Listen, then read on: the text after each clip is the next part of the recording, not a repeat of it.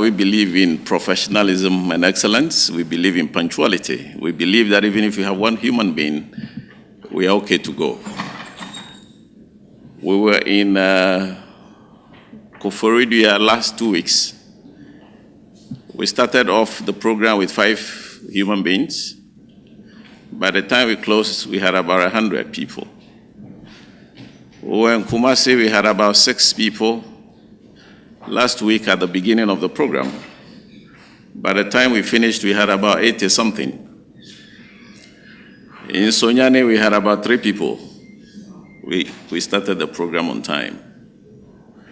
And what we do all the time is to ensure we send a signal. I'm sure you're all aware that punctuality is one of our biggest challenges in Ghana. Do you agree with me?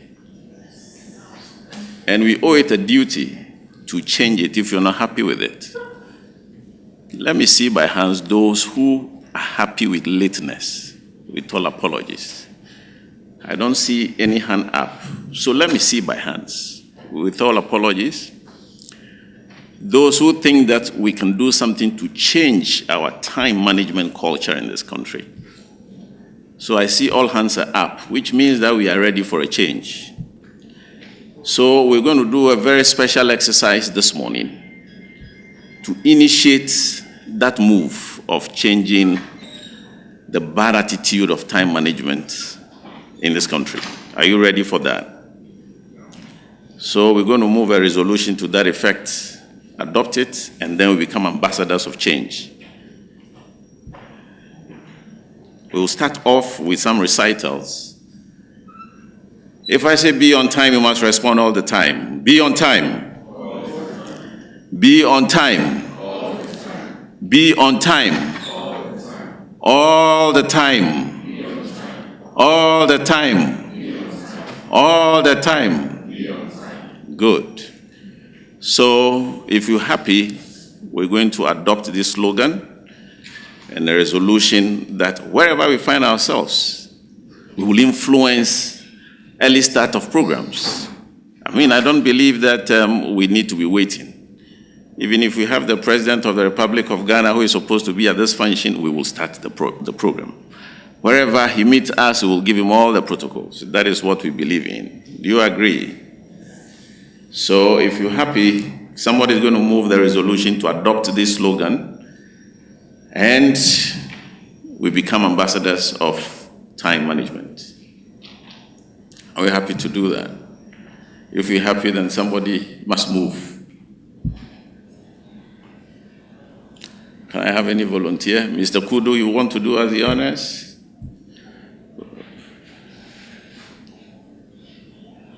Mr. Kudu is signaling me, and we need someone.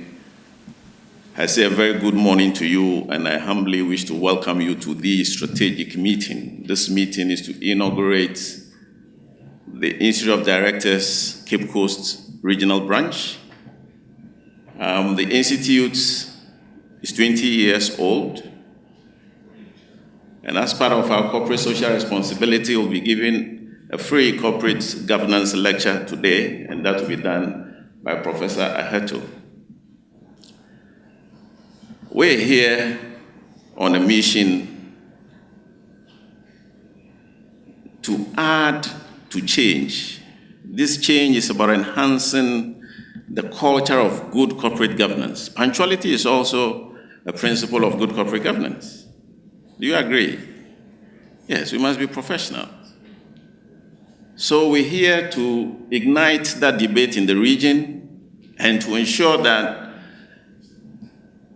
Central Region is part of the agenda to enhancing the promotion of good corporate governance in Ghana. 20 years ago, this institute was formed as a professional institute to promote the culture of good corporate governance through training, through advocacy, through research, through consultancy, and through advisory services. Membership of the Institute is open to all who are of sound mind. and who are above the age of 21. There are two routes to membership.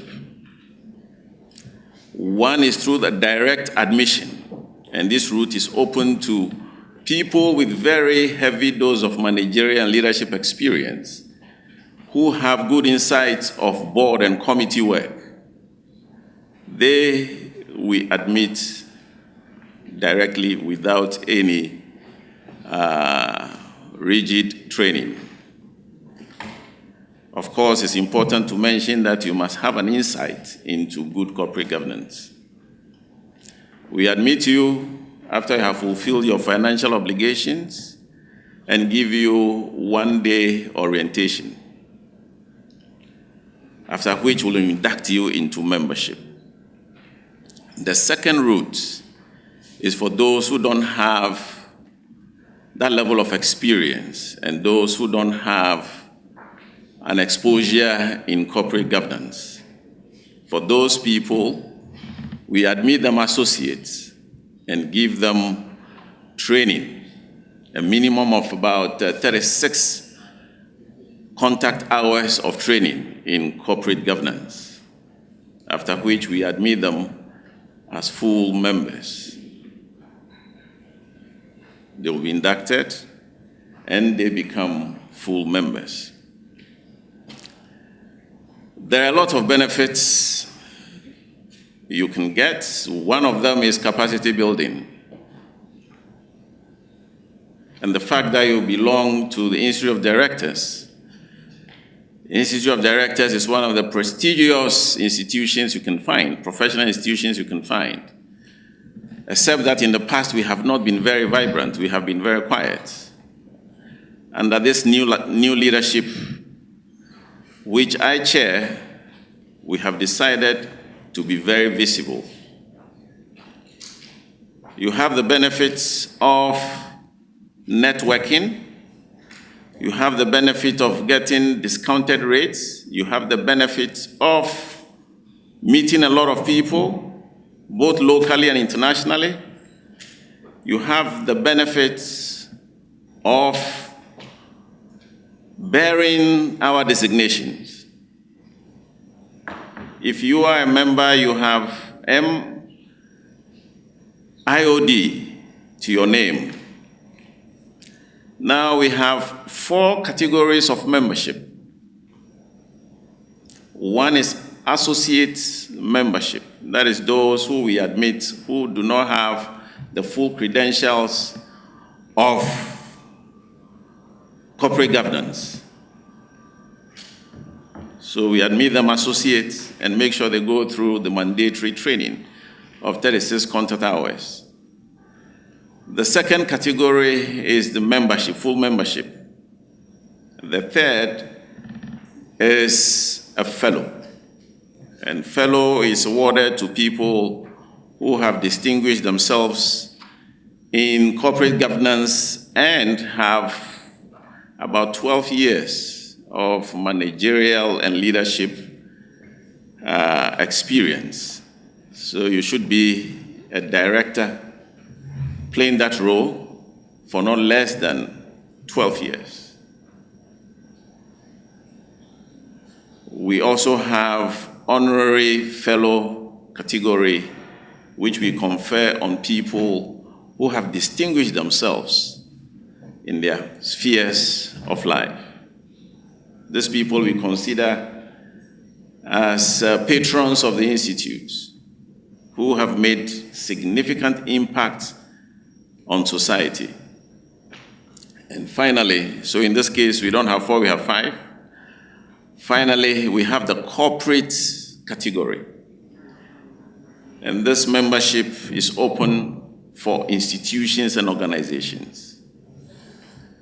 With this, the Institute is at your beck and call. At any time that you need any help in corporate governance, it will be at your doorstep. It's just about a phone call. We will be there to support you in any issue of corporate governance. Membership, like I said, is open. To come in, all you need is to send as an expression of interest to become a member and attach your CV. This CV will be evaluated and you'll have a feedback advising you on which membership category you can belong to. Distinguished ladies and gentlemen, the Institute is embarking on a lot of strategic initiatives. One of them is to develop a corporate governance barometer, otherwise an index to measure the corporate governance fever in the country. That is something we are doing, and we are collaborating with IFC to do this. The second is to collaborate with tertiary institutions to promote the learning and teaching of corporate governance. We see a big disconnect between industry and academia. A few times that we have interacted with people who have come out of the tertiary institutions, they do not demonstrate the critical skills that is needed in industry. In fact, over 2-3 weeks ago, we had a training for some master's level students who have finished masters, and we saw a big gap between theory and practice. And so, strategically, the Institute is developing a strategic relationship with tertiary institutions to bridge this gap. And I'm happy to report that today we're going to be signing an MOU with this university, the University of Cape Coast. There are a lot of other initiatives we are embarking on. Another one is to ensure that we take corporate governance to the basic level. And thus, we're collaborating with NCCE to do this effectively. You realize these days, the place of civic education is getting vanished in our basic level. We want to ignite this very seriously, and there is that discussion ongoing. Again, we have also developed an excellence award scheme, which we believe is very critical in helping people to understand and appreciate good corporate governance principles, and also examine themselves, both at the personal level and the organizational level, as to what the principles and practices are. So we have launched an Excellence Award scheme. On the 17th of this month, we will be doing a sensitization ceremony in Accra to those who would want to participate in the scheme. In fact, the criteria is developed to teach you good corporate governance. So if you're interested, please join us on the 17th in Accra at the Cleaver House. Again, as part of the strategic initiative, is to establish 10 regional branches of the Institute this year. Cape Coast is the 5th place. Tomorrow we'll be in Takoradi. And between the 8th and the 11th of July, we'll be in the north, Wa, Tamale, and Bolga. Distinguished ladies and gentlemen, we are seriously embarking on some advocacy to change some policies as far as enhancing the corporate governance environment in Ghana is concerned. Those of you who have been watching the televisions and reading the newspapers, I'm sure you might have heard or seen some of us talking about the need to do some improvements to our laws and policies.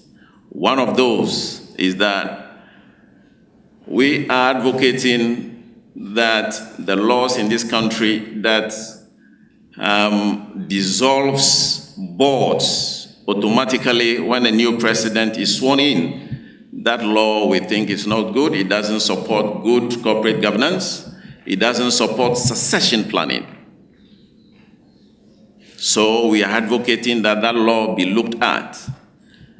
I was in Cape Coast 2 months ago at a conference.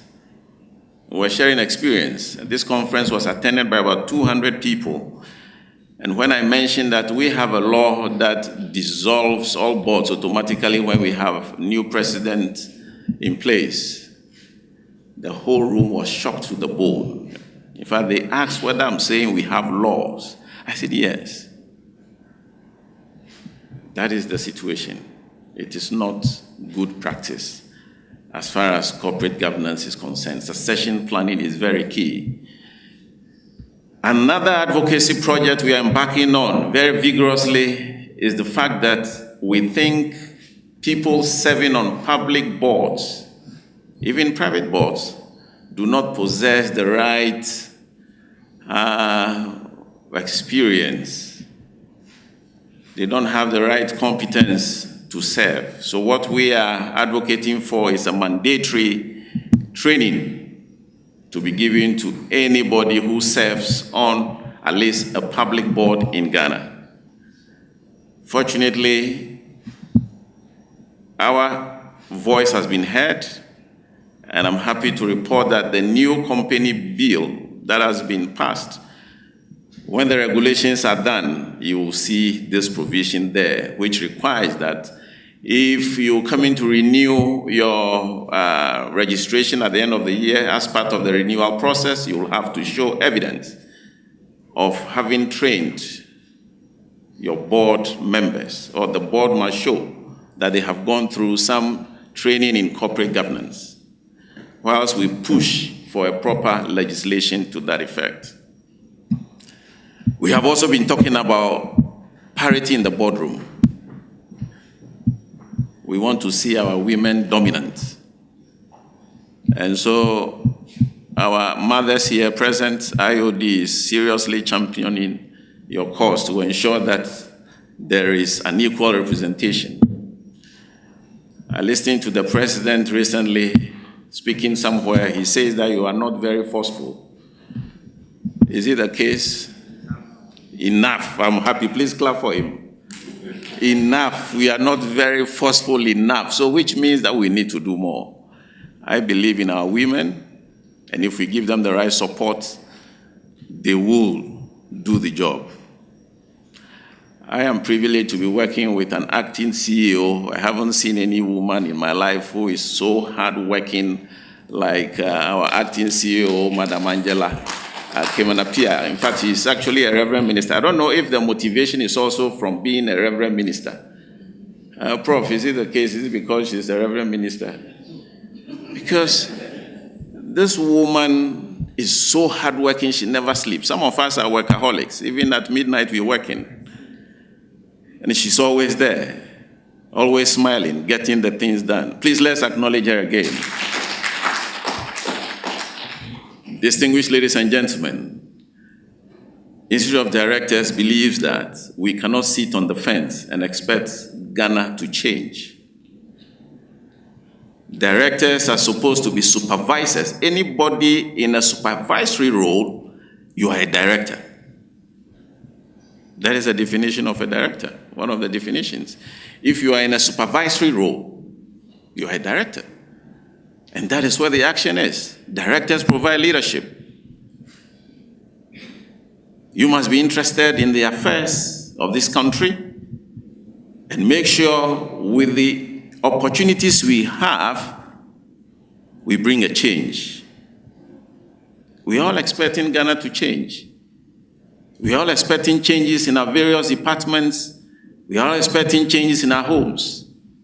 Change cannot come if we only sit and talk.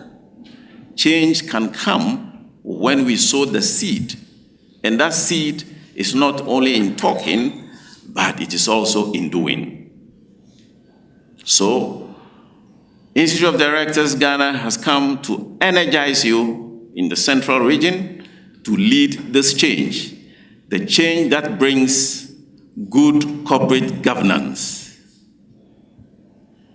And the outcome of good corporate governance will lead to ethical culture effective leadership, good performance, effective controls, and legitimacy. Legitimacy is about trust. We believe that if we, as citizens, ensure that we do things transparently, with integrity, with fairness, with accountability, this country will be a better place than we find it. It is possible, and we believe you can do it. Can we? Can we? I'm not getting the response. Can we? Yes, we can. Be on time. All the time. Be on time. All the time. Thank you very much, and have a good program. Thank you. There are two bankers. What do you need two bankers for? In a board, we need proper mix, not over concentration in any area. There's one director of the theater who is a theater producer. Yes. If he has what it takes to be a board member, to direct and superintend over an organization, technical knowledge is not that important, but leadership is very important. An ability to actually supervise and keep to rules, regulations, that's what we need.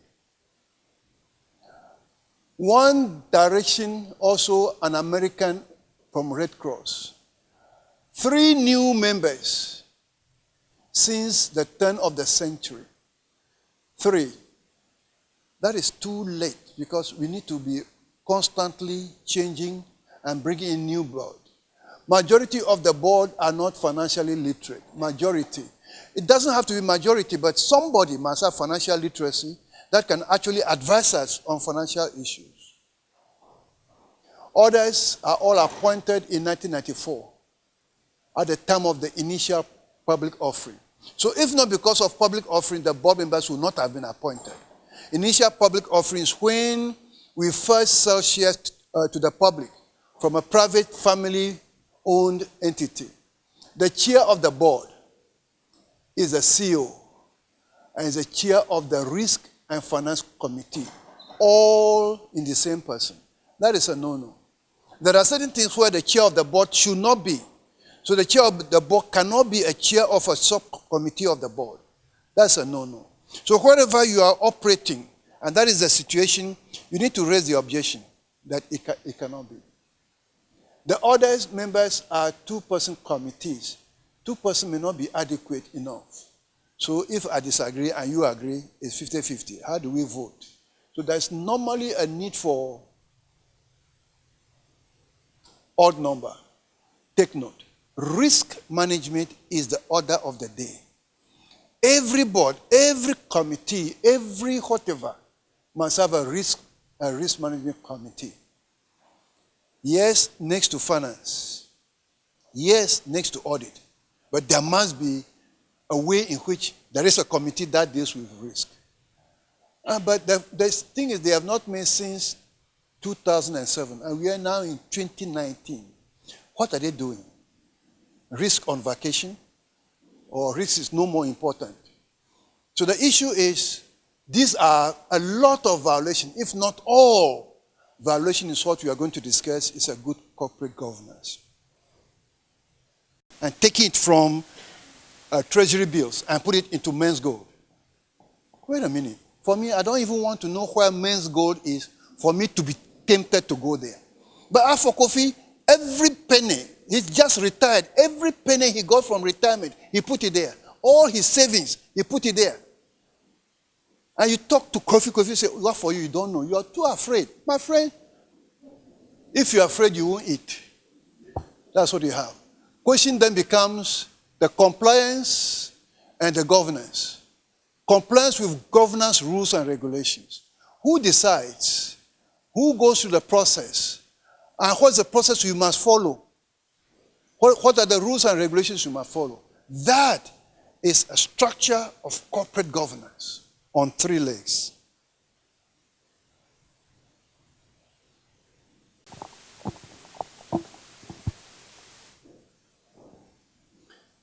The framework is external, internal. Things happening externally affect the organization. Things happening internally affect the organization. So whoever is a board member must have an open mind, wide angle to look at only not things happening within the organization, but things happening outside the organization. Not only in Ghana, regionally and or globally. Something is happening in America right now is going to affect a company operating in Ghana. Full stop.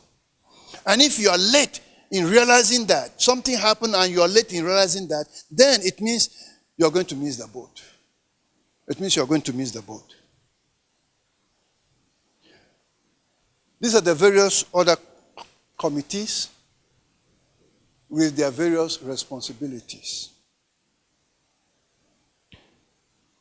Corporate governance involves internal governance, external governance. When we do these two things properly, the result is appropriate accountability and responsibility to the stakeholders, not only shareholders, to the citizens of Ghana, to the shareholders, the employees, the government, everybody, to the suppliers and the customers of our products and our services. 3 legs we sit on: the governance, risk management, and compliance. We discussed that already, but let's look at what is involved. This must be integrated, holistic, organization-wide. Integrated, holistic, organization-wide. That's the people, technology, processes, and the strategies. We have internal policies we have to take off. We have risk appetite we have to determine. We have external rules and regulations. So this is corporate governance. The governance, risk involved, and the compliance. And these 4 things integrated, holistic, and organization-wide. Because if one leg is not functioning properly, the whole governance system will. When you say risk, these are some of the risks we talk about. Strategic issues, operational issues, compliance issues, and financial issues. And each one has a number of risks that we have to deal with. A number of risks that we have to deal with. Strategically, operationally, compliance rules and regulations and policies, and financial. That's the number of. When we talk about good governance, there are certain elements that must be present before we can say good governance.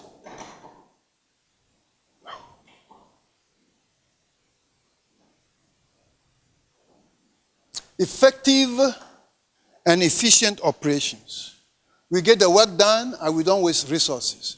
We get the work done and we don't waste resources. There must be transparency in what we do. There must be responsiveness. There must be accountability. There must be consensus orientation. We don't vote at board meetings. We discuss, we argue, we discuss until everybody is on the same platform. Participatory. You cannot go to board meetings and be sleeping. You cannot go to board meetings and not be prepared. You cannot go to board meetings and because the chairman says this, then you don't want to disagree with the chairman. No. You are there to engage in a robust dialogue with one another. The chairman is just the same as you. You are equal. Tomorrow, he may not be the chairman. You could be the chairman. Equitable and inclusiveness, not equality. Not equality. You are talking about fairness, equity, and equitable. That's what we are dealing with here. And above all, we must follow the laws and the rules and the policy. That's what a board member is responsible for. We've always used a term or a word. And corporate governance, you must ensure that when you use that word, you know what you're talking about. That word is that. Sustainable. If you look at all of this area, everything that is happening, the only thing that will ensure sustainability is this small area here. That's all. It is not all of this. Yes, what you are doing may be environmentally okay, What you're doing may be socially okay. What you're doing may be economically okay. But if they are not brought together, overlaying one another to give us this, you are not about sustainability. Everything else outside of this area will not ensure sustainability. But if you're taking care of economic issues and you're ignoring this, you're taking care of social issues, you're ignoring this and that, you are ignoring a lot. And you will not succeed. Sustainability will not be maintained. And I hope we can actually remember this, that sustainability is the intersection of economic, social, and environmental, even political. Now we need to even add political issues. The stakeholders, the customers, shareholders, creditors, the government, society, and the suppliers. These are the external to the organization. As a board member, corporate governance is concerned about the entity, the company, not the shareholders. The shareholders are secondary. They are beneficiaries of the focus we are giving to the organization. Internal stakeholders, employees, that's paramount. Managers and the owners. These are the internal people. In some organizations, employees elect 50% of the board members, 50, in German organizations. In other organizations, banks elect 50% of the board members because banks lend a lot of money. So it's not only the shareholders who put in money, but the banks also put in a lot of money. So the Japanese model is the shareholders and the banks and the employees. The German model, the shareholders and the model is only the shareholder. So the question becomes, isn't there a need for us to take a second look at our system? So it's only the shareholders. The employees have no say in how we run the organization. So they don't care. They really don't care. Once they get their annual salary, who cares? I don't share in profit, so once I get my salary. And once the CEO gets his salary and his bonus, he doesn't care about anybody else.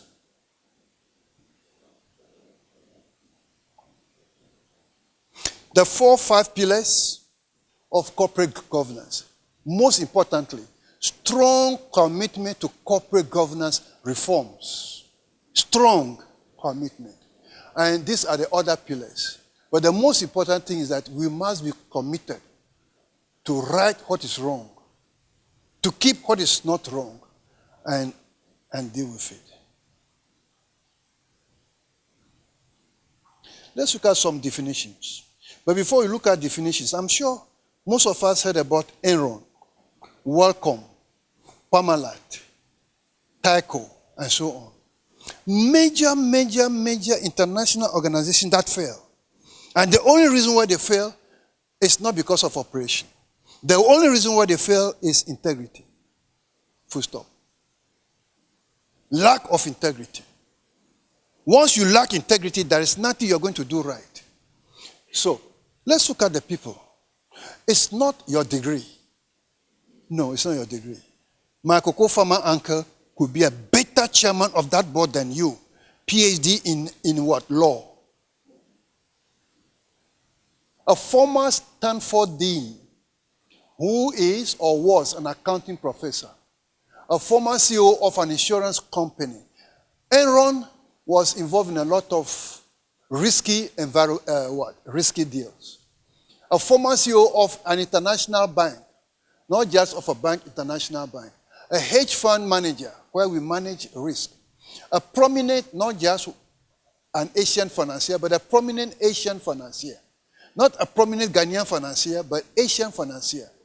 An economist. Not just an economist, but somebody who was a former head of the U.S. government's Commodity Futures Trading Commission. So these are people of substance. All of these people are in one organization as members of the board. One organization. The annual sitting allowance, easily 1 billion. Okay? But where were they when the company failed? So the question that everybody asks, when the companies fail, when the banks in Ghana fail, is where is the board? Where was the board? Nobody will actually ask, what is the board chairman? No. It's a collective issue. So where is the board? Nobody will ask, where is the CEO? That's not the issue. The issue is the board. So corporate governance is very important, whether it's in your church, your neighborhood, your family association, in the organization, in Ghana, whatever it is, in your All Students Association and All Girls Association, the most important thing is the board. It doesn't matter what name you call it. In Ghana, we don't care what name you call it. You can call it a unit, a committee, a council, whatever. No, we don't care. The law says, no matter what name we call it, as long as you are held accountable and responsible for superintending over, supervising, and ensuring that the organization achieves its goal, you are a board member. You may not be so elected, but when people listen to you and whatever you say they do, you are a board member. So you may say that I'm not a board member, I did not receive any letter. The law says you are. The law says you are. So, board of directors, corporate governance is not only limited to corporations, it's universal. It's not limited to only profit-making organizations. It's universal, as I keep saying. Even your family, corporate governance applies to all types of organizations. Not just profit-oriented in the private sector, but also not-for-profit and the public sector. There's a serious corporate governance issue in our public sector and civil service sector. Serious. And we have been part of the people who develop some of their organizational manuals for them.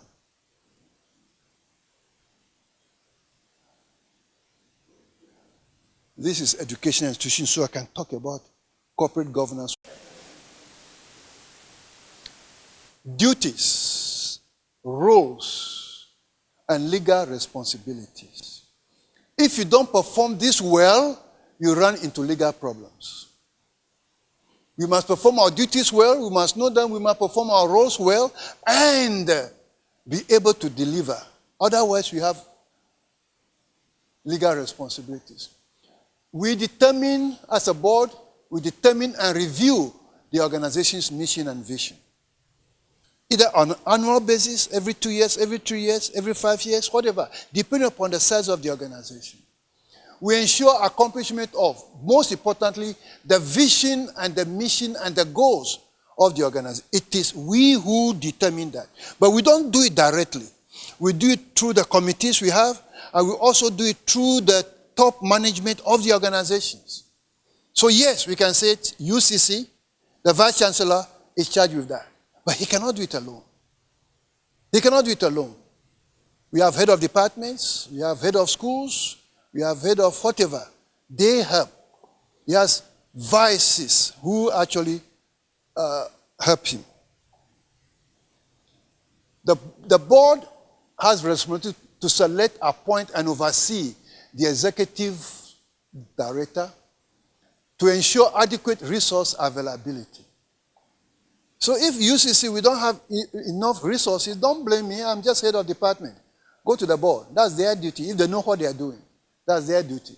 They're supposed to provide the resources. I'm only supposed to deliver the resource, using the resources. Inadequate, inappropriate, and late resources will not get the work done. Provides oversight, the word is oversight, of income and expenses. Very often we just ignore whether it's income or whether expenses. There is no serious expense management. So expenses are getting out of hand, but revenue is in short supply. Ensures legal, regulatory, and ethical integrity. Not just integrity, ethical integrity, which is above law. So law is here, regulation is here, but this one is ethics, integrity.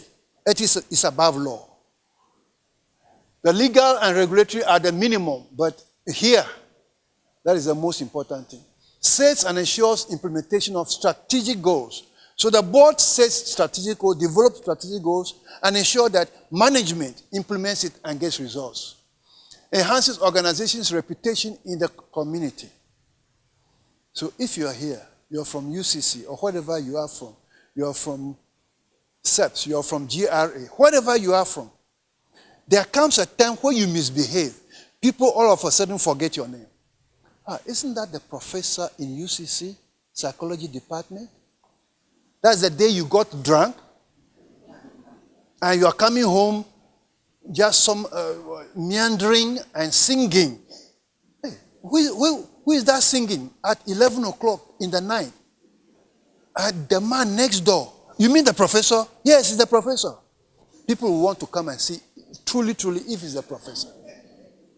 So if you're a board member, whatever you do rubs off on the organization. People talk about it. So isn't Sam Jonah the what? The board chairman of this? All of a sudden we forget who you are. A few definitions. The system by which corporations or entities are directed, controlled, and held to account. Three things. We are supposed to direct, you are supposed to control, and we are supposed to account. Three things we do. You direct, you control, you account. What constitutes directing? What constitutes control? What constitutes accountability? That's a different issue. But the fact is, we need to, as a board member, you need to know those things. As a good corporate governance system, you must make sure that whoever is there as a board or whatever is there as a board, they are directing the organization. So, and so on. Now, within this board is the CEO, is the director of finance, is the chief operating officer. Those are internal people in addition to other external people that constitute the board. So there is internal view and there's external view. That is a brief definition. Maybe another definition. Rules, procedures, systems, processes, behaviors that affect the way in which powers are exercised in the organization. Powers of, powers over, particularly as regards openness, participation at board meetings, accountability, effectiveness, getting the work done, and speaking with one voice. Once we vote on something, it affects everybody. If you're not, once you have a quorum and we vote, you are responsible. So every board member needs to get everything as quickly as possible. There are times as we do where someone may take a certain action, but by the next minute, he must respond to us. Those are emergency issues. So if there is a earthquake in Cape Coast, we are not going to call a meeting of the council. No, the chairman can take a certain action, vice chancellor can take a certain action and report back. Because 1 minute that we waste means a lot of loss of life.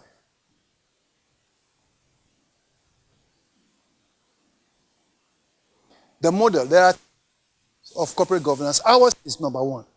For ours in Ghana, under the British system, the shareholders are everybody.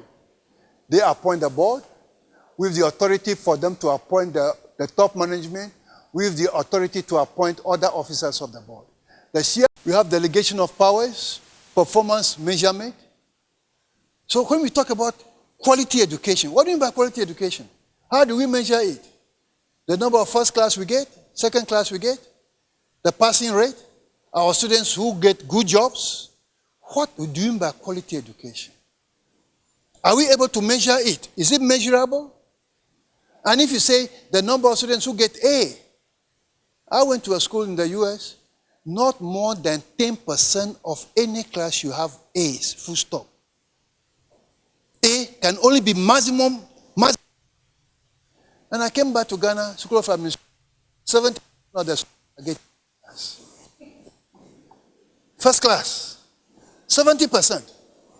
In the first 20 years of school administration, there was only one first class. Professor Opon, just one. First 25 years. When I finished, they asked me, how did you do? What are you going to get as a second upper? Because that's what I know what I'm going to get. But I came back 70%. No, it cannot be. So, question of performance. How do we measure performance? How do you facilitate performance is very, very important. Security. We talk about risk. We cannot overemphasize. Reporting goes beyond accounting. Accountability goes beyond reporting and accounting. You are beholden to somebody. Whatever we do, we always say, God is looking at me.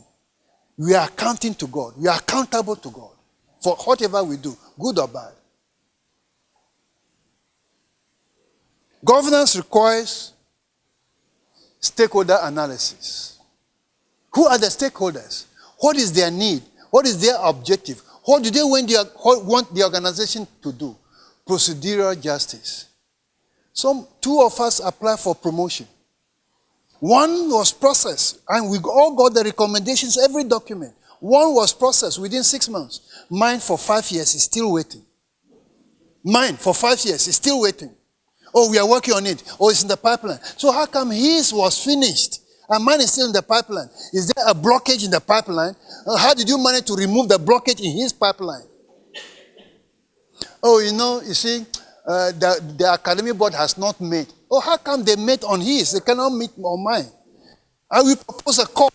How come when it's medical school, quickly we approve, but when it's business school, those people, okay, maybe next board meeting after 3 months. Next board meeting after 3 months. We put it under other matters. It doesn't, Procedural justice. Corporate social responsibility to society. Ultimate transactions and implementation cost. How much would this cost? We are supposed to do this work. We don't have all the money. Oh, let's do the foundation. Why don't we just do the small part and let occupy it? The foundation has been there for 20 years. But if you do just small part with the money we have, at least somebody could be using that.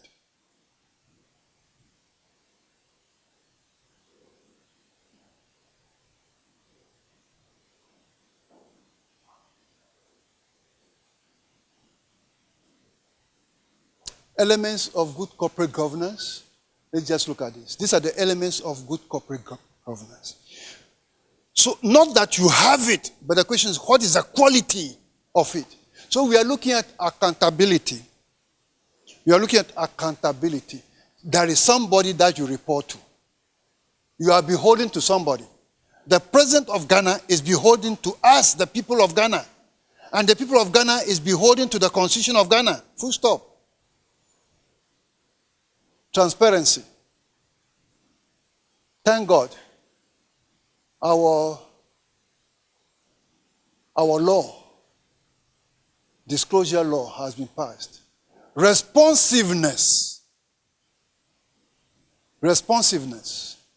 Equitable and inclusiveness. Don't remove the women and say that they don't have what it takes.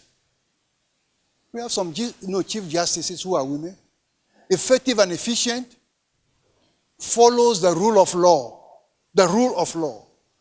Participatory and a consensus oriented. So when all of those things are in place, at least we say there is good corporate governance. But how good it is could go from D- to A+.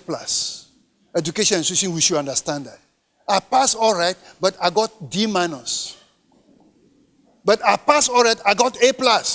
And that A+ is either 80% or 99% or 100%. If anybody could get 100% under the British system, 100%.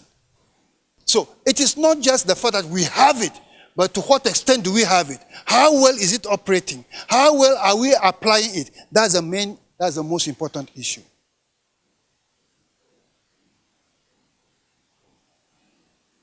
In essence, therefore, the board is under duty to ensure that the objects or the goals of the entity it administers are effectively and efficiently accomplished. In essence, when we talk about board of directors, corporate governance, there is only one thing, that is the goals, the objectives of the owners or the stakeholders are effectively and efficiently accomplished. Full stop. In public sector, we call it economy. In private sector, we divide it. Efficiency, effectiveness. Board structures. We have discussed that, so we just skip that.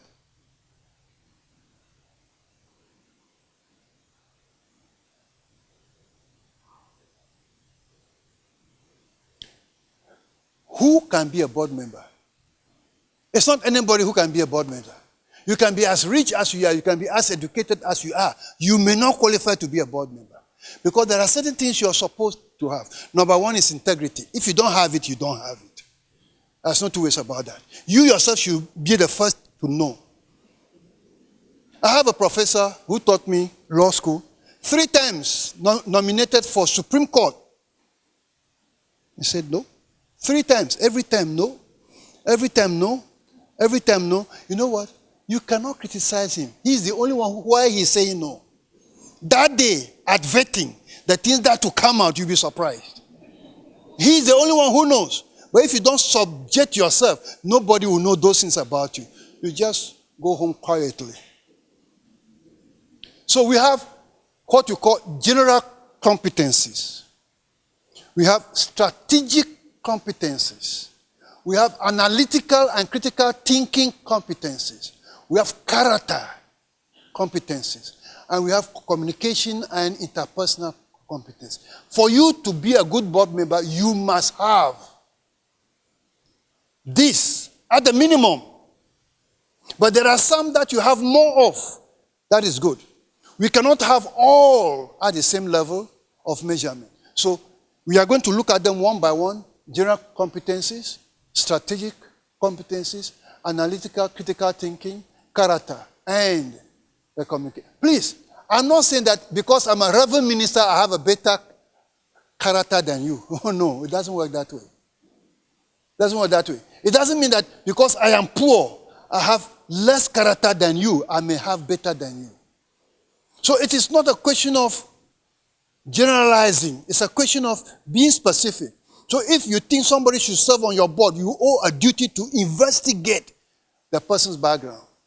So when we complain about public sector, the boards are being unduly delayed.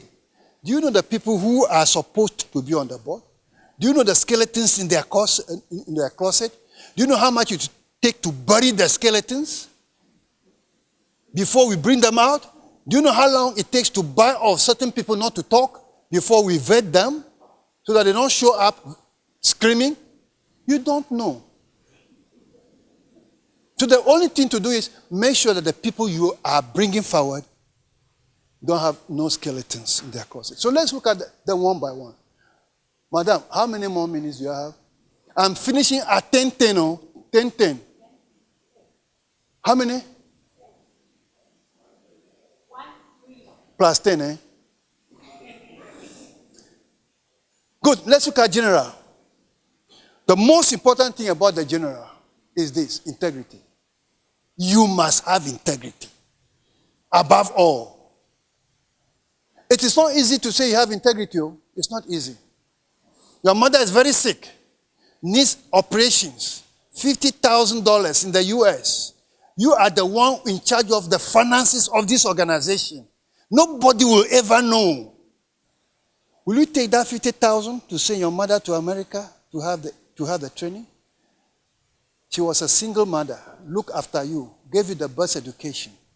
You graduated 5 years ago. They made you are in charge of the finances. Nobody. Your chief of staff, half of the money is there. Take it, do whatever you want to do. Tell the president you have used it for this and that and that. Nobody will ask you, how much did you take? Will you take the money? I leave it with your individual consciences to answer that question. So integrity. Very importantly what? Informed business judgment. Not business judgment. It must be informed. By what? Facts, figures, analysis.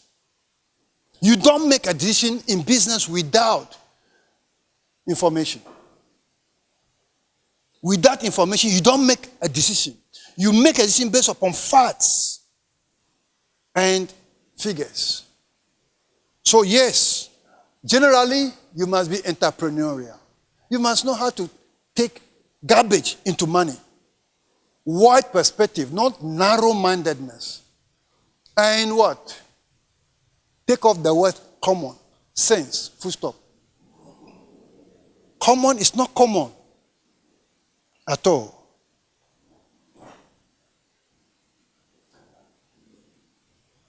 Strategic. It's not everybody who is strategic. Not. I must know, they must know. And you must know the competency that they are bringing on board. Strategic means futuristic, knowing the organization, and knowing the organization very well. There are some people who know their organization, but they don't know it extraordinarily well. They don't. Extraordinarily well means if I ask, you the headmaster of Adisada, how many students do you have as of today? Green and yellow together. How many? How many teachers do you have? How many administrators do you have? Last year, how much was your total revenue? You must know. I'll be able to tell over the last 5 years, this is what it is. Don't tell me that, oh, those are in the books. No, it's not a question of in the books. And don't tell me that, oh, for teachers, we have about 200. Which one is not full human being? And it's about. We must deal with change. Change is gradual. Transformation is what? Immediate. When somebody has to be change immediately, we talk about transformation. Not civil service type. Change is civil service type. Unfortunately, universities are more of change. We are going to change this. We are going to change. Nobody says we are going to transform.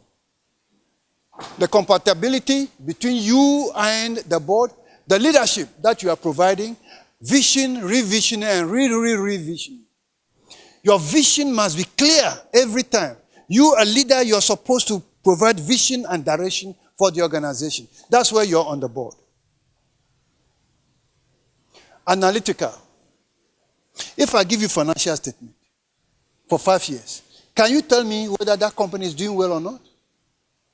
The mere fact that revenue is increasing doesn't mean that the company is doing well. Maybe the number of units sold is reducing, but the selling price is increasing. Sooner than later, people will rebel against your increasing price. So, financial literacy, critical faculty, not faculty of agriculture. Yeah, the faculty here. Information orientation. You don't make any decision without relevant information about the past and projected into the future. You don't do that. Decision usefulness. Every information you get, you seek, must be important for your decision making. Your character.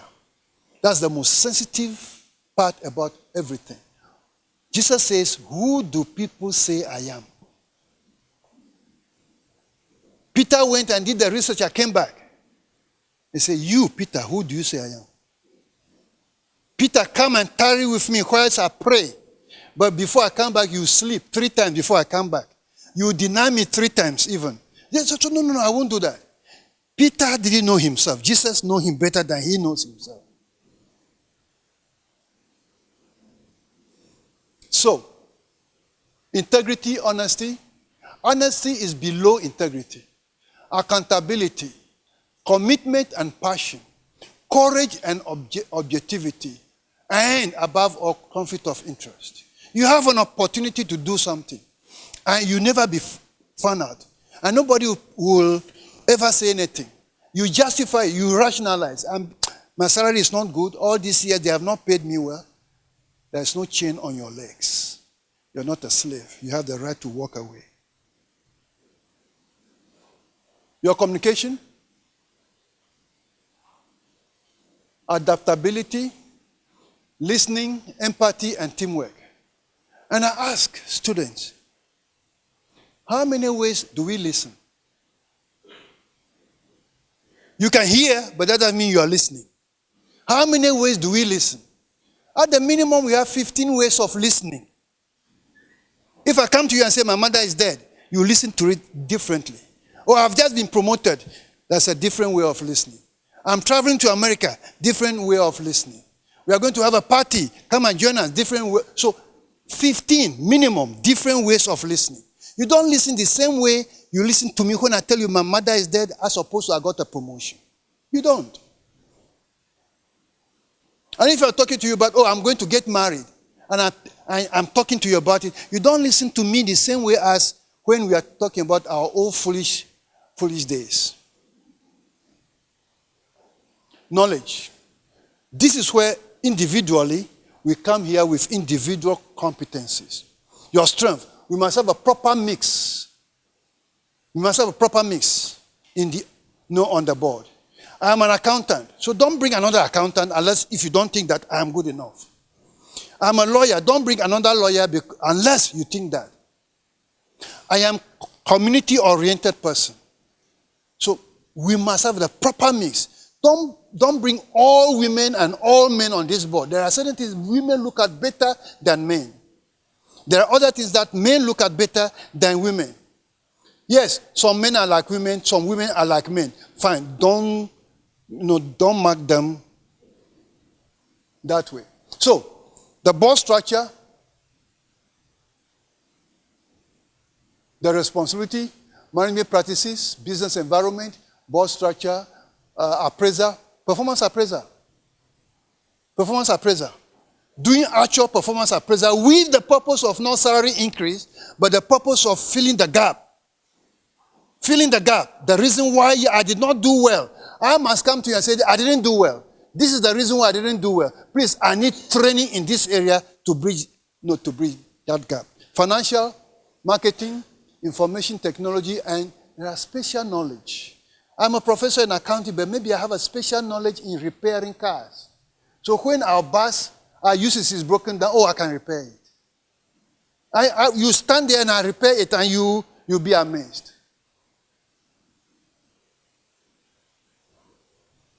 In Ghana, this is our law.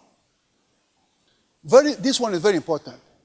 You cannot be a board member if you have been convicted on indictment anywhere in the world of any offense involving fraud, dishonesty, or any offense in connection with the promotion, formation, or management of a company. Full stop. You cannot.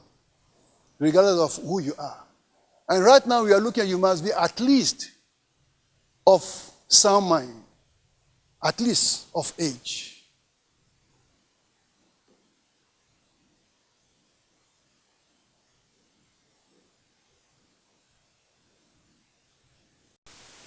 Board members, I have 5 minutes more.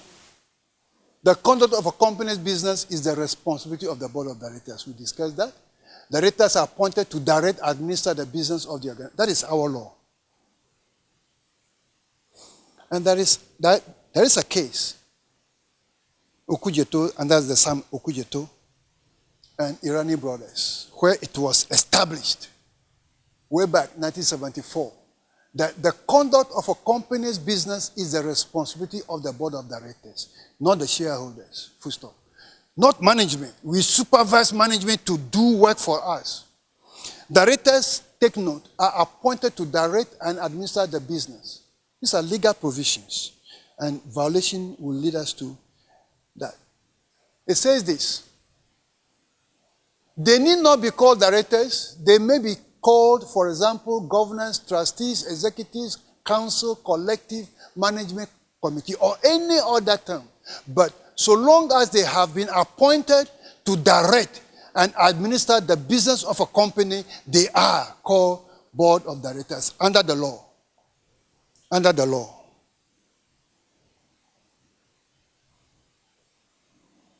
So, the issue is that board of directors have overall authority. However, within their exclusive spheres of authority, directors are indeed what? Sovereign. Nevertheless, directors owe fiduciary, common law, and statutory duties to the company. That's the law. The law does not deal with morality. So, we should have added morality, moral duties. The law can only talk about law. It cannot talk about things that it cannot legislate. You cannot legislate morality. So for us, we'll add morality in our own minds. Fiduciary, When my house and your house is burning and I have a duty to protect your house, I will use the last bucket of water to quench the fire for yours while I watch and see mine burn. That's the law. Otherwise, don't accept to be part of the board. Don't accept to be a fiduciary or a trustee. The common law and statutory law. So if you are British, if you are Ghanaian.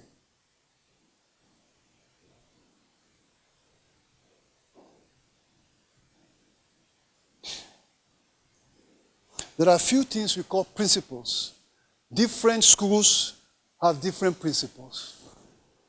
Accountability, annual review of solvency, balance of powers, board appointments, board balance, board performance assessment, communication, compliance, discipline, fairness, all of those are some of the principles that we are supposed to live by. 3 duties we owe. Board members owe duty of care, duty of loyalty, and duty of obedience. Duty of care, duty of loyalty, and duty of obedience. As long as you are in conformity with that, you have no problem. But the moment you are found wanting in any of these areas, you have a problem. You have a responsibility. What we do is we send this thing to you. Board's image is dependent upon the people who serve on the board. I just came from Nsawam Prison. Then I'm the chairman of this board. Nsawam Prison, after 20 years, then you appoint me the chairman of that board. And as I stand here, and my name is John Aheto. 30 years ago, you didn't know where I was. You didn't know whether I was what? In the prison over there, they released me and they deported me here. You don't know. Reputation is not the same as your character. It's not the same as your character. So we deal with reputation and character as a board member. And we go by only reputation in Ghana. No, we need to deal with the person's character. Don't ask the mother because she'll be the first to lie about the son. First to lie. Big lie. She will not even be ashamed. Talk to his enemies. Talk to his distractors. They will tell you the truth because they know that if they tell a lie, they have a legal liability to attend to. Yes, CEO, you want to say, I have 1 more minute. How many? From 13 to 3. Okay.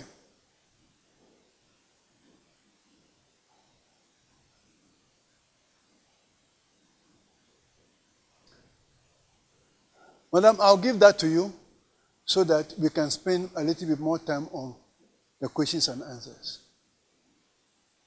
But let's look at one last thing, the communications aspect. One last thing. If I don't do nothing, at least let me do the communication.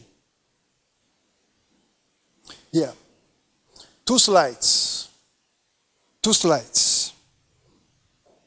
Communication is a systematic 2-way process of sending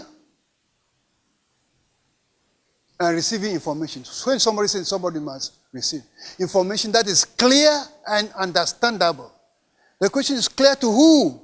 Clear to you who is sending, understandable by you who is sending. Because if something is not clear to you and understandable by you, how do you expect me not to get it? By the and receive and has been received,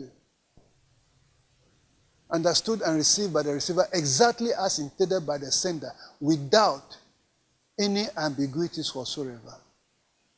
It's a systematic 2-way process of sending and receiving information that is clear and understandable and has been understood and received by the receiver exactly as intended by the sender, without any ambiguities whatsoever. If the thing is not even clear to you, how could it be clear to me? The last one is this. And I wish when we leave here, we think about that. It says this. We must never assume that we are fully aware of what we communicate to someone. There exist tremendous distortions in meaning as we try to communicate. Notorious.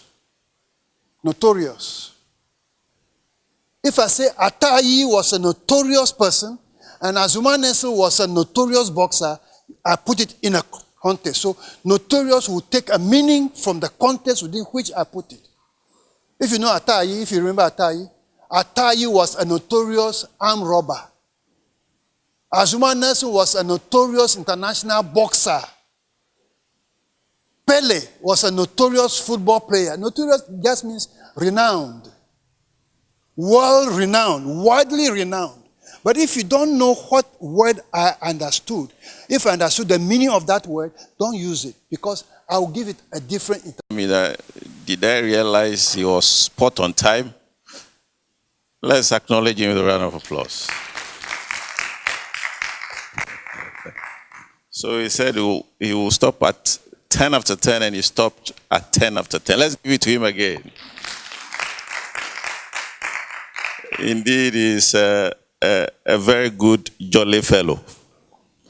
Now, the question is, how can the Institute help to prevent political affiliates occupying political positions? Is it political positions or board positions? Oh, okay. The Institute can do very little. Yeah, we can only advocate, just as we are doing. And so we're challenging all of you to come on board as to develop the appropriate to advocate. Politicians, they have the power. Now, the current legal environment does not restrict political affiliates. It is open to all. And so what we are saying, advocating, is that there's a need to have some legislation to ensure we have quality representation on the boards, to ensure that the organizational objectives and goals are achieved. That is how far we can go.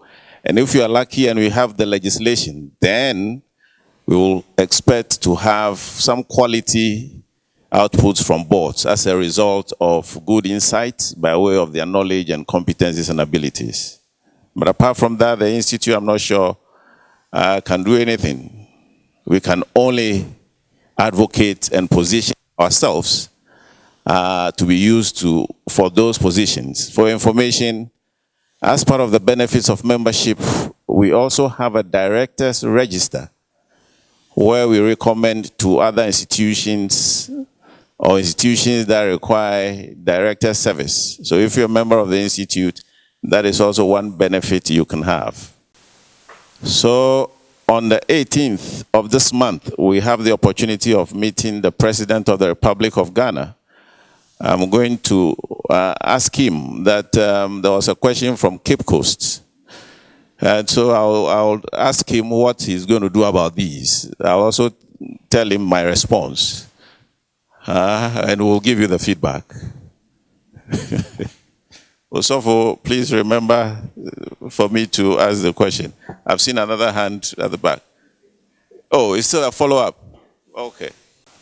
No, but those are the people we want. You are the kind of people we want in Ghana. A short while ago, we resolved to change this country, isn't it? Yeah, and that is what we want. Please, let's acknowledge him with a round of applause. In fact, wherever we went, this question was always asked. So where was the Institute when all of these corporate governance issue became a key concern in this country? What has been the impact? What is the impact? So, you know, it's a question that has been coming up. Now, the Institute has been in existence for the past 20 years, but has not been very vibrant as we're seeing it today.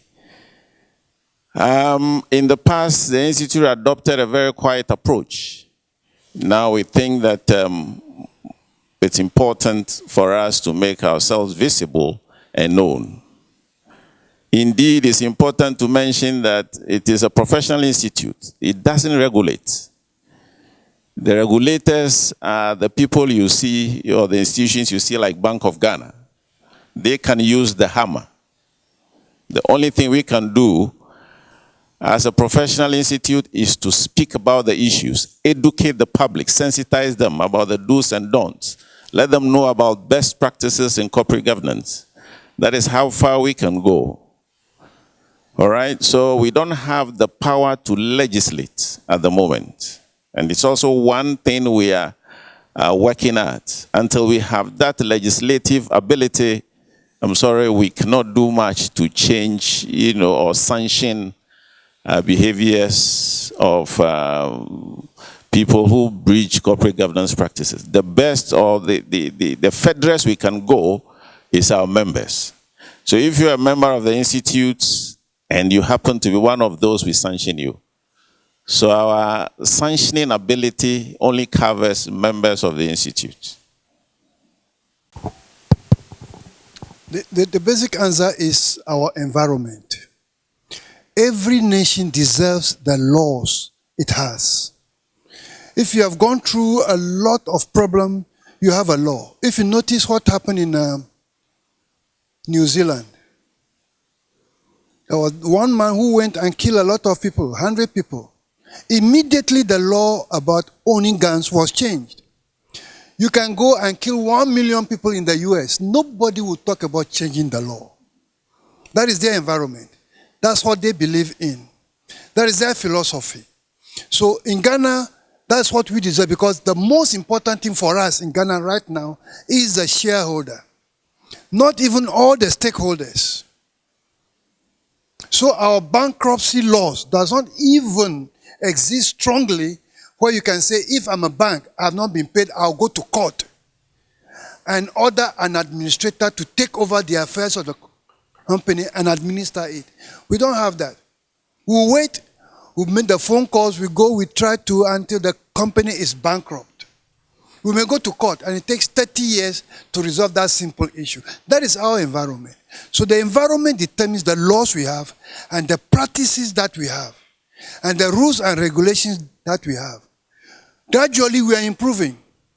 The new company law significantly improves upon the 1963 law. Significantly. But the process to even change that law took 10 good years. The members were prepared to just walk away. By the time they come to a decision, there's a change of government. The new government said, let me take a look at this. There is a change in the minister. There is change in the chief justice. And a lot of things are changing. And as they change, one says, wait, let me take a look at it. Right to Information Bill was ready. 2016. They just have to pass. They said, no, you wait. When we come to power, maybe we will come to power, we'll finalize it. 2017 to 2019. That's a whole 3 years. So it is who we are, what we value, what we don't value, that determines the kind of laws that we have. Okay? Gradually we are improving. We are becoming better. Right to Information, we have it now. New corporate law, we have it now. New accountability law, we have it now. Public financial management law, we have it now. Not too long ago, we didn't even have procurement law. Until the corruption in the procurement sector became such that we cannot tolerate it anymore. Not that the law is preventing it. Cocoa Board affairs and all of those are saying that we still have the problem in Ghana. So it will take time until people like us, very few people like us, start making the noise, start writing the articles. That is why our collaboration with the universities are very important. In the sense that we want researchers who will say, you know what, here is my proposal, I want to do research. And for us to say, you know what, we will fund it for you. Here is the financing. For us together to come and let the people know what the research has found out and what is the way forward. That's the way that we are going. So the collaboration is very important for us. Collaboration with the students, with the faculty members, with the university as a whole. Gradually we'll get there, but it is getting too late. Getting too late. South Africa is way ahead of us, completely ahead of us. They're in a different world when it comes to corporate governance. Way ahead of us. They're in a different world altogether. They are there with the Europeans and the Americans. And we are still here with Africans.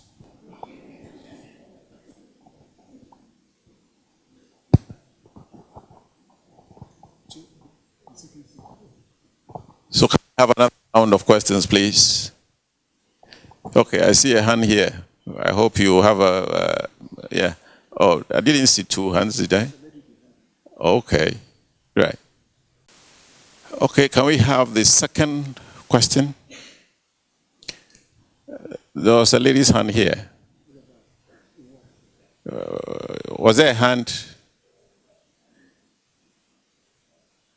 Okay, okay. So it appears there are no questions here. Then what about the southness? This is the northness and this is the southness. Okay. Oh, Prof says it's rather east and west. All right. So, Prof, yeah, there's a question of the board. I'll give the mic to Prof to answer, but let me make an attempt. You know, just coming back to the word you used, you said definitely.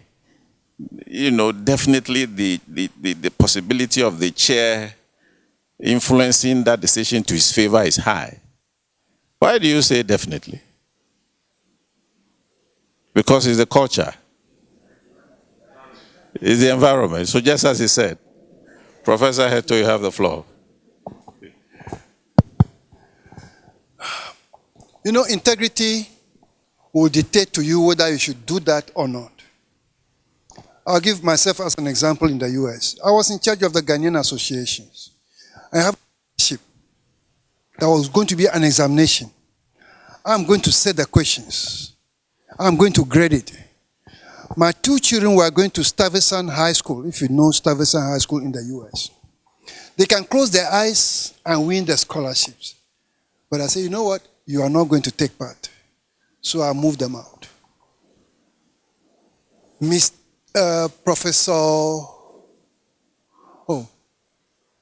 Amoku, his daughter, by far, after my children, was the best. She's the one who won. And people say, oh, he won only because it's Dr. Moku's daughter, who happens to be a member of the National Council of Ghanaian Associations. I don't want that. I'm going to set the questions, I'm going to grade it, and my children in Stuyvesant High School, who ended up in Harvard University on not football scholarship, but academic scholarship, I removed them. I will never have that on my head. I hope you understand what I'm saying. So it is your integrity, your sense of morality, and what you want the people to do. That's what to. There was another case where we did a lottery, independence, we did lottery. I didn't know that when you ask somebody to come and pick the number, they have a number that they have in here. So when they go in, that's the number they come out with. So there's always been a problem.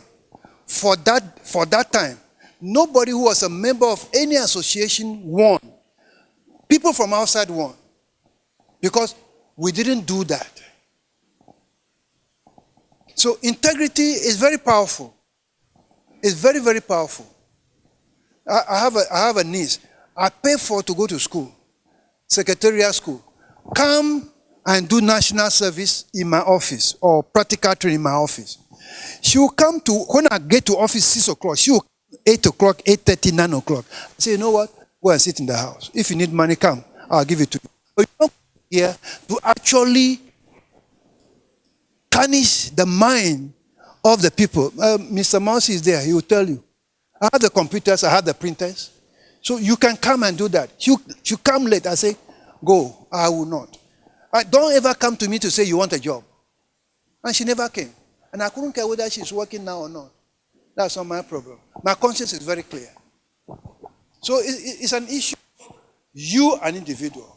There is no moral, there is no rules and regulation, but it is you, who you are. So in addition to what Prof said, is what we call conflict of interest. So you as a board chairperson, at that moment you are in a conflict situation.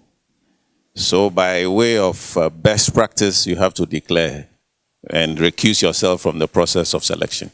And that is how you treat that situation. In fact,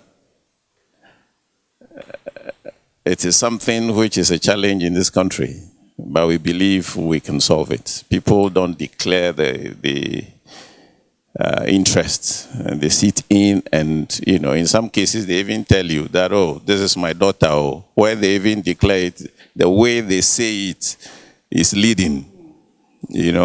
All of these are technically not right. Anyway, that is just about that. I don't think, do we have any other? Okay. Okay, yeah. Mr. Kudu, with your, yeah. Yes, you see, Prof, you want to answer? Okay. Yeah. So again, it's about conflict of interest. If you sincerely think that you are conflicted, the best is to recuse yourself. Otherwise it haunts you. That is if you have a conscience. If you know that, you are so close with the person and it is possible that that relationship may influence decision, now or the future, you're better off recusing yourself. And that is why integrity comes in. Fairness comes in. Transparency comes in. Accountability comes in. Those are the pillars of corporate governance. So in all the things one does, you must ask whether it is fair, whether you are transparent, whether you are exhibiting sense of integrity, honesty in all the dealings. So sometimes it's not straightforward, but you will know. In a working environment where you work with your subordinate or colleagues, people who interview those are the same bosses in some cases. If it comes to appraisal, your boss appraises you. So if you're doing it with fairness, with integrity, you may not be influenced. So, Professor. Again, I'll fall upon personal experience. 2 in Central University. We are interviewing for administrative assistants.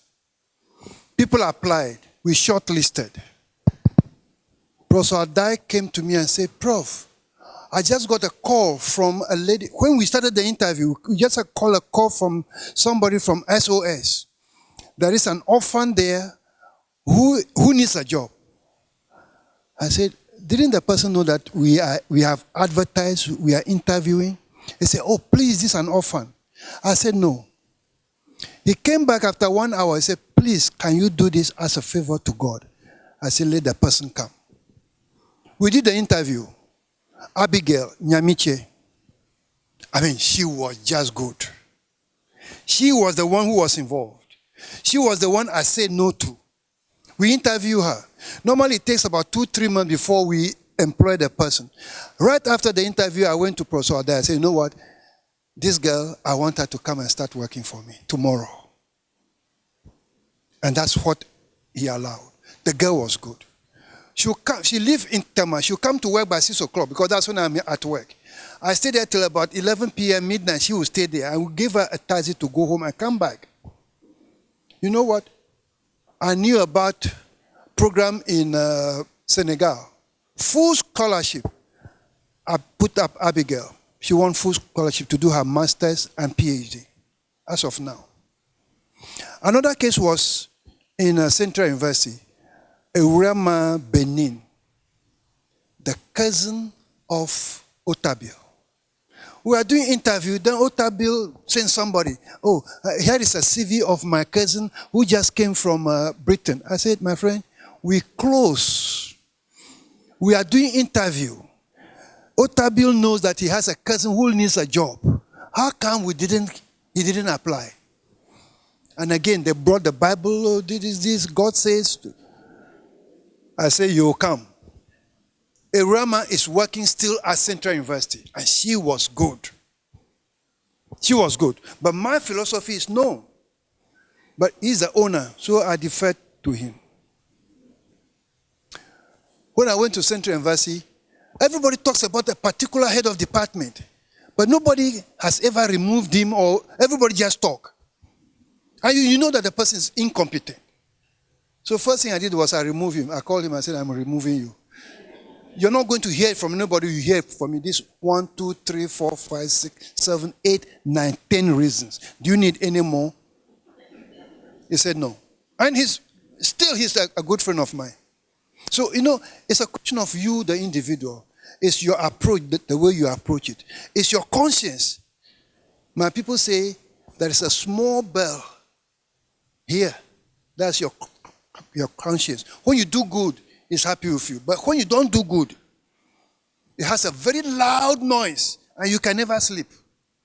So if you don't want that loud noise, just do the right thing. It's an individual issue. I could have closed my eyes. There was a case. The very first time we are recruiting for public procurement authority, we started 8 o'clock in the morning. We shortlisted and we started interview. 4 o'clock, when we were on the last person, the CEO got a call from somewhere. After he finished, he said, oh, that's a call from the minister. He said he's sending somebody for the interview. I said, did he apply? No. Do you have his CVs? No. Then why are we going to interview anybody? Why did you tell him yes? Why did you tell him that he didn't apply? And he should not. Is he bringing the CV? No. Then what are we interviewing for? Who do we know who he is? This is the lack of integrity by Ghanaians. The man came. We sat down. We interviewed the person. There were 8 of us, including the CEO. Nobody gave that man more than 47. But the CEO gave that man 92. No, don't laugh. It's not funny. It's not funny. Okay? Then from that day, that CEO's integrity was trashed before me. So somebody is going to apply for sole sourcing or single sourcing is going to say yes. Somebody in a better position says sole sourcing is going to say no. So what kind of integrity is that person going to exercise? The person could even be paid off to allow sole sourcing because they are going to turn around and share the profit. It doesn't matter. It doesn't matter to me. It's an individual issue. I wish you are here in Accra. I'll go and show you the car I drive. 1979 Mercedes-Benz. Parts are falling off. Mouse is here. He will tell you. Parts are falling. It cannot get from Accra to Cape Coast. So when I come to Cape Coast, I take a trotro. It doesn't matter to me. Now I know I can take STC. It doesn't matter. So it is the individual, who you are, your level of integrity and your morality that determines everything. So it's very important that relations issues, we handle them separately. You know what? Even if somebody says, do me a favor, when you do the favor, subject the person to the same standards during probation period. If the person is not doing well, at least you've done the favor of taking the person for interview. If the answer is no, call your friend and say, because of 1, 2, 3, 4, 5. Yes, we all got first class. We got identical marks. 80, 90, so on. We got 3.79. We all got 3.79. But you know what? There is something beyond the grades. The character of the person. The passion of the person. The professional orientation of the person. You can use that to say, this one, no. This one, yes. References. All of those things. So, I'm not saying it's easy. It's very difficult. But you know what? You live for yourself and your conscience and your God.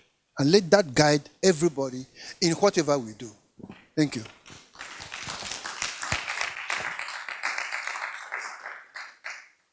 Thank you very much. Thank you very much. Do we have the representative of the regional minister here, please?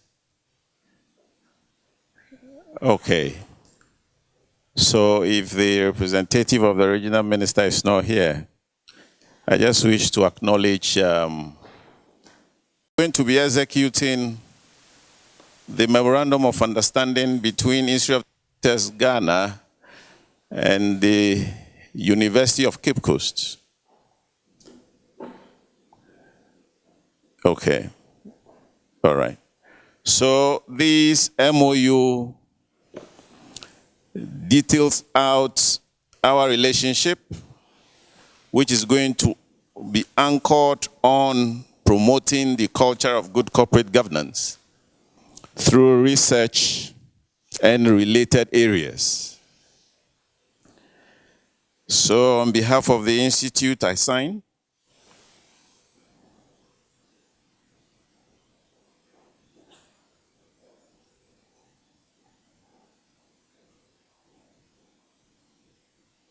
Today is 12, right? And on behalf of the university, who all right, okay. So it's going to be, in fact, yes, exactly. Yes, okay.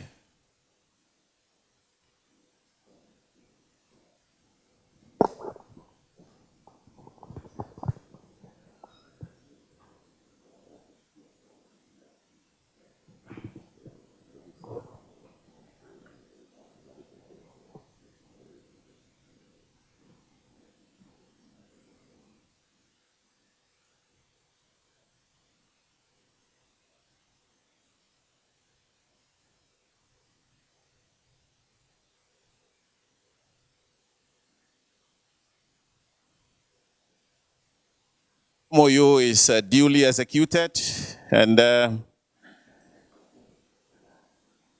for the photos, may I humbly ask the VC's rep to stand whilst I hand over to him with a handshake.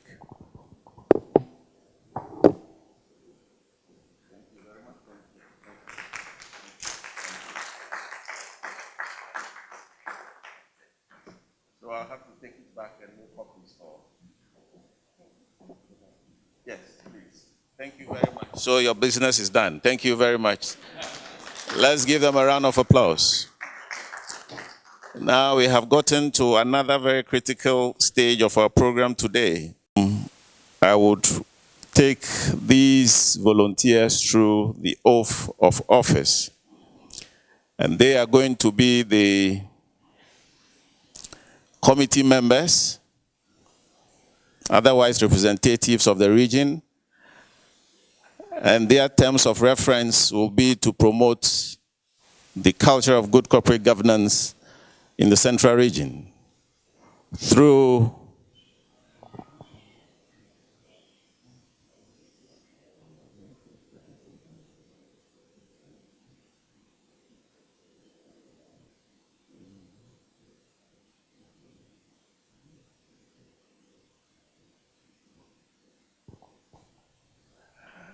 their terms of reference will be to promote the culture of good corporate governance in the Central Region through training and capacity building.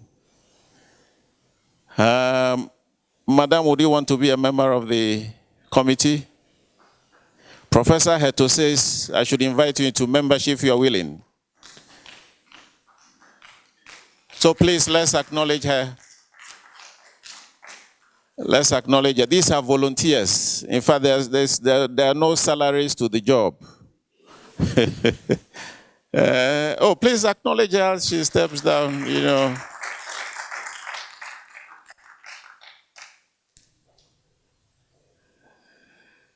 Okay. So we still have three more to go. If after this ceremony you would want to be part of the Central Regional Committee to promoting the affairs of the Institute, please, you'll be seeing the chair of the committee. And the chair of the committee is Professor Odro.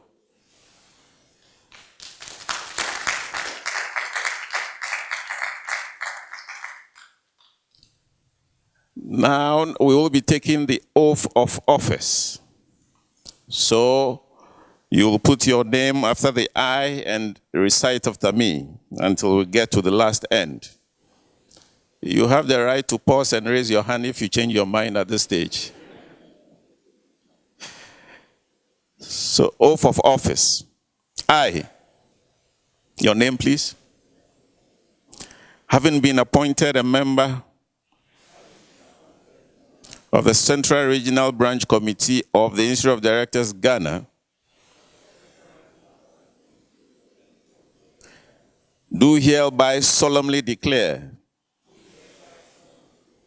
upon my honor to faithfully and willingly discharge my duties and responsibilities as a member of the Institute, fully conscious of the important obligations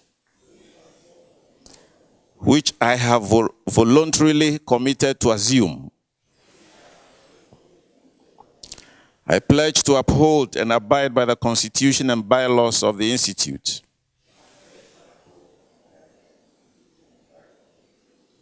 Ever putting into practice the Institute's motto: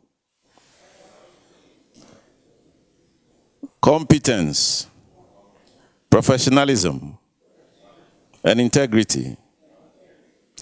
I pledge to ensure that I uphold the 5 key pillars of good corporate governance.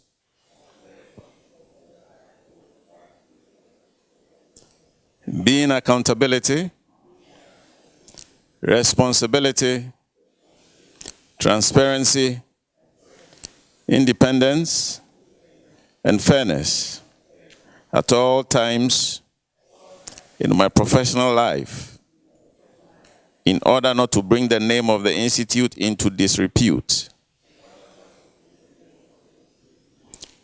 I further pledge to avail my expertise to the service and progress of the Institute.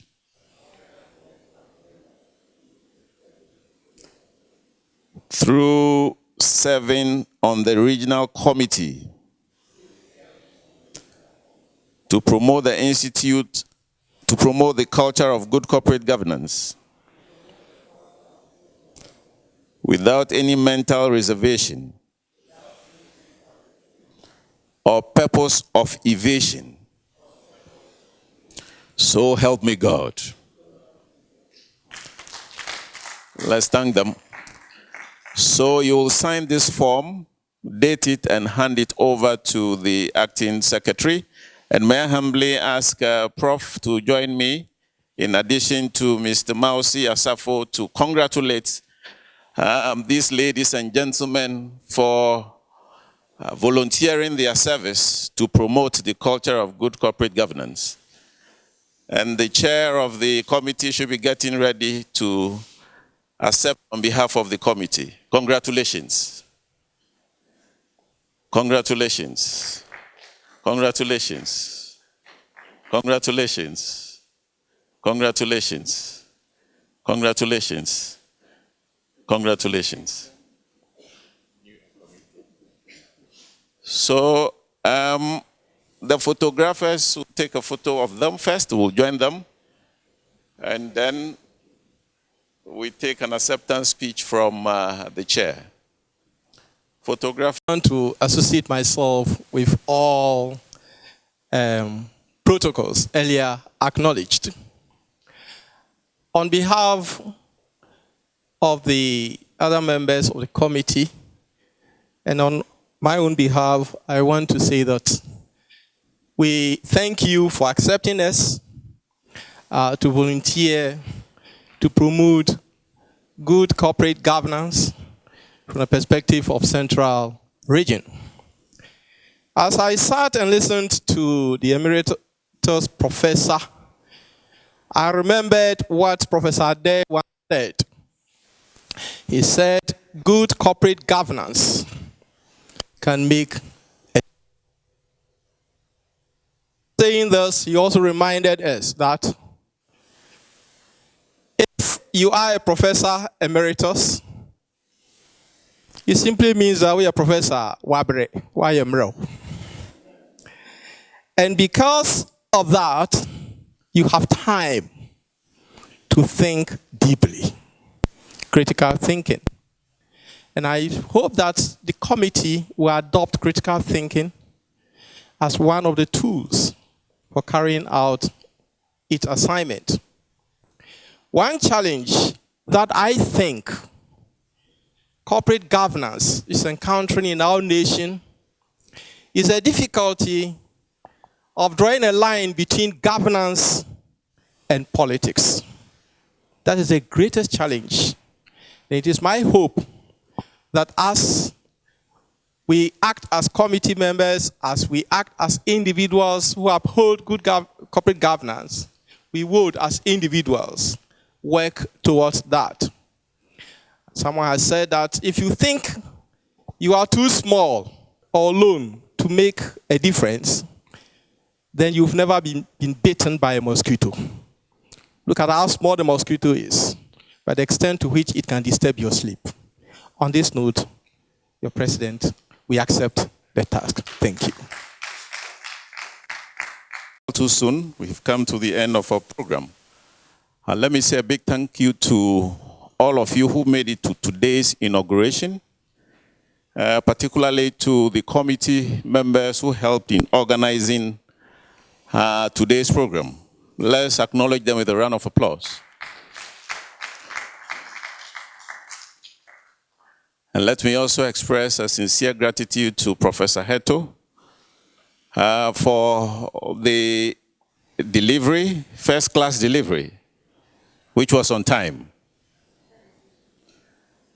And let me also thank you for accepting to be ambassadors of change. Distinguished ladies and gentlemen, on this note, I declare the Central Regional Branch of the Institute of Directors, Ghana, duly inaugurated.